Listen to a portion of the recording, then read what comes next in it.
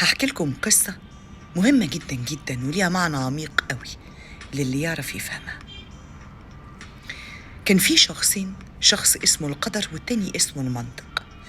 الاتنين كانوا راكبين شاحنة سفر كبيرة ورايحين في طريق طويل، ولكن في نص الطريق الشاحنة دي تعطلت، فقرروا واضطروا انهم ينزلوا منها ويكملوا باقي المشوار مشي لحد ما يلاقوا لنفسهم مأوى، ولكن دون جدوى. قعدوا يمشوا الطريق طويل قوي مفيش، لحد لما قرر المنطق إن هو يقعد جنب شجرة لغاية الصبح، وقرر القدر إن هو ينام في نص الطريق. وبالفعل جاء القدر نام في نص الطريق. راح المنطق قال له: انت مجنون، انت اتجننت، ازاي تعمل حاجة زي دي؟ انت ممكن عربية بسرعة تيجي تدهسك تموتك.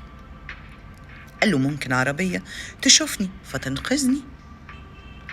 وبالفعل جت عربية مسرعة، شافت القدر نايم في نص الطريق، حاولت تقف ما قدرتش، راحت قررت انها تحيد عن الطريق وتنحاز لطريق الشجرة، وبالفعل دهست المنطق.